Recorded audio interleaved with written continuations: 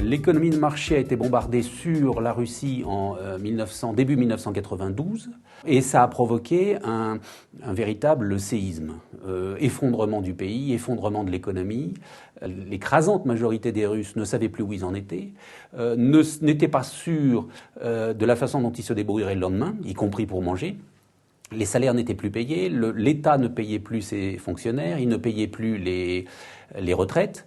Les entreprises ne payaient plus les salaires ou les payaient parfois en nature. Enfin, c'était un véritable chaos. Pour prendre un exemple, imaginez que nous soyons en train de jouer au jeu de loi tous ensemble.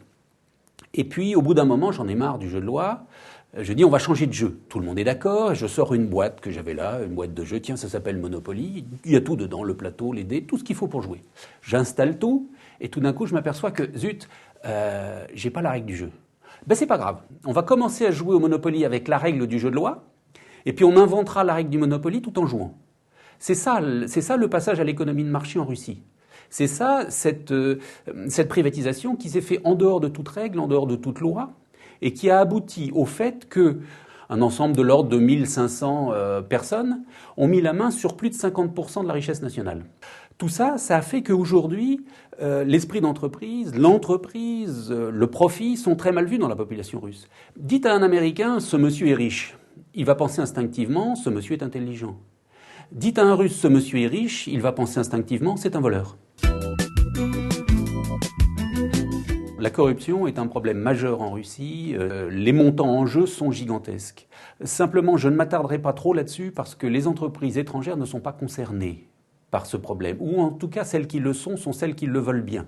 Il n'y a aucune obligation de payer des fonctionnaires russes pour faire des affaires en Russie. Je dirais même au contraire, c'est devenu parfaitement illégal. Et donc c'est très déconseillé. En tant qu'étranger, il ne faut pas se livrer à ce jeu-là. Vous ne savez pas à qui il faut donner de l'argent. Vous ne savez pas combien il faut donner. Donc ça existe, on ne s'en préoccupe pas particulièrement lorsqu'on va faire des affaires en Russie. La justice en Russie est très inégale, suivant le tribunal auquel vous vous adressez. Alors, il y a plusieurs raisons à ça. La raison de fond, c'est que la législation n'est pas encore au point. Le manque encore de lois et de règlements dans certains domaines, et en particulier dans le domaine fiscal et en ce qui concerne la TVA, et en particulier la TVA à l'exportation. Vous avez dans les tribunaux russes des juges assez âgés, qui ont été formés à l'époque soviétique et qui sont parfaitement professionnels, mais ils sont professionnels de lois qui n'existent plus. Et elles ont été remplacées. Et puis vous avez des jeunes juges qui, eux, ont été formés à ces nouvelles législations, mais qui ont été formés dans les années 90, à un moment où l'État ne payait plus ses fonctionnaires et où les meilleurs professeurs faisaient autre chose. Ceux qui pouvaient donner des cours privés, ceux qui ne pouvaient pas, il y en a même qui faisaient les taxis avec leur voiture personnelle pour survivre. Et puis la grande faiblesse de l'économie russe, c'est le très faible tissu de PME. Fin 2007, les PME en Russie représentaient 15% du produit national brut, ce qui est extrêmement faible. Les Russes connaissent très bien leur histoire. Ils en sont fiers, ils s'y rapportent très souvent. Lors de la finale, du quart de finale de la Coupe d'Europe de football, Russie-Suède, les supporters russes ont déployé au-dessus de leur tête avant le match un portrait de Pierre le Grand, Pierre Ier. Pourquoi ? Parce que Pierre Ier a mené une guerre de 17 ans contre les Suédois qu'il a gagnée, qui leur a permis de récupérer des territoires du nord-ouest de Moscou jusqu'à la Baltique. Donc vous voyez que des supporters de football puisent instinctivement dans l'histoire pour envoyer un message aux Suédois, qui peut-être n'ont pas compris d'ailleurs. La conséquence pratique, c'est que lorsque vous vous adressez au marché russe, lorsque, par exemple, vous faites une brochure de présentation de votre société, insistez sur l'histoire de la société. Et plus l'histoire est longue, et plus il est bon d'insister. Les réalisations passées de votre société sont pour eux un gage de garantie sur votre potentiel avenir. Le correspondant du monochronisme, dans le cas de la Russie, c'est le polychronisme. C'est-à-dire, non seulement je fais plusieurs choses à la fois, mais je considère ça comme parfaitement normal. Et je peux faire plusieurs choses importantes à la fois sans avoir l'impression de mal les faire. Croyez-moi, la rencontre entre des monochroniques et des polychroniques est quelque chose d'extrêmement stressant. Si vous êtes français, qu'un de vos partenaires russes entre dans votre bureau pendant que vous êtes au téléphone, si vous avez envie de lui montrer qu'il est quelqu'un d'important, vous n'allez pas le saluer tout en parlant. Vous allez terminer votre conversation rapidement, poser le téléphone et vous adresser à lui. Lui va vivre ça comme un manque d'égard. Parce que pour lui, il est parfaitement normal que vous lui disiez bonjour tout en parlant au téléphone. Dans la culture russe, la personne est plus importante que l'emploi du temps. C'est aussi pour ça que les retards sont tolérés en Russie. Parce que la relation personnelle est plus importante que le respect de l'emploi du temps. En France, il y a en plus une notion de respect qui est associée à la ponctualité. Ça, c'est totalement étranger à la vision russe. Ça ne veut pas dire que les Russes sont toujours en retard,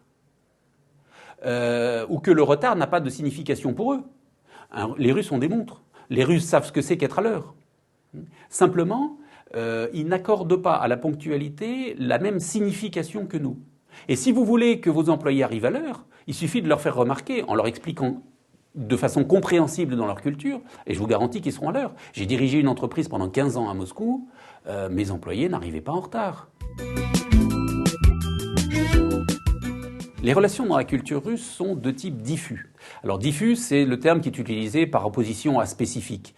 Ça veut dire que lorsque j'engage une relation avec quelqu'un, j'engage une part importante de moi-même. Dans ces conditions, je ne vais pas immédiatement m'ouvrir à l'autre, puisque lorsque je m'ouvre, je sais que notre relation va se diffuser à l'intérieur de ma personnalité et atteindre des niveaux d'ordre privé. J'ai donc besoin de voir si je peux me permettre d'ouvrir cette part de ma personnalité à mon interlocuteur. C'est ce qui fait que, au départ, les Russes ont l'air froids, difficiles d'accès. Ajoutez à ça le fait qu'en Russie, on ne sourit pas. Je veux dire par là, le sourire sans cause, le sourire commercial, disons, entre guillemets, n'existe pas dans la culture russe. Donc lorsque vous rencontrez quelqu'un en Russie, l'expression normale est une expression sérieuse. Alors je voudrais insister sur deux choses, sur le temps et sur l'importance. Il est extrêmement important d'avoir des relations personnelles. Il est important de commencer par établir des relations personnelles pour faire des affaires en Russie. Lorsque vous entrez dans une réunion en Russie ou lorsque vous arrivez à un rendez-vous, je déconseille fortement de commencer tout de suite à parler de l'objet du rendez-vous ou de l'objet de la réunion. On retrouve ça, par exemple, dans le rituel du thé et du café. Quand vous arrivez à un rendez-vous, qu'on vous met une tasse de thé dans la main, une petite cuillère dans l'autre, et que vous tournez votre thé, il est difficile de sortir vos dossiers et vos tableaux pour commencer à parler business tout de suite. Le Russe n'aime pas parler business. L'Américain ne supporte pas que l'on perde du temps avant une réunion en parlant d'autre chose. Le Russe ne supporte pas qu'on aille droit au but. Ils ont une expression d'ailleurs qui est tout à fait marrante. Ils disent « on ne peut pas faire des affaires avec les Américains ». Ils sont à peine assis qu'ils commencent à parler d'argent. On n'est pas des animaux quand même. Si vous allez en Russie pour négocier quelque chose et que vous partez du principe que à Berlin ou à Londres, il vous faudrait une journée pour négocier ça, partez 2 jours à Moscou. Le temps que vous allez investir, ce n'est pas du temps perdu, bien au contraire. C'est du temps que vous allez récupérer ensuite dans le développement des affaires, ou s'il s'agit de négocier un contrat, c'est du temps que vous allez récupérer dans la mise en œuvre du contrat. Une culture à contexte fort est une culture dans laquelle on emploie peu de mots pour envoyer un message. On pourrait comparer ça à la façon de communiquer de jumeaux qui ont été élevés ensemble. Il leur faut très peu de mots pour se comprendre. Le problème, il est dans la recomposition du message.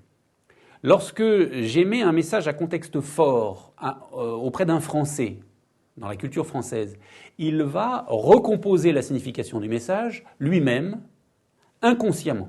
Et c'est ça le mot important, inconsciemment.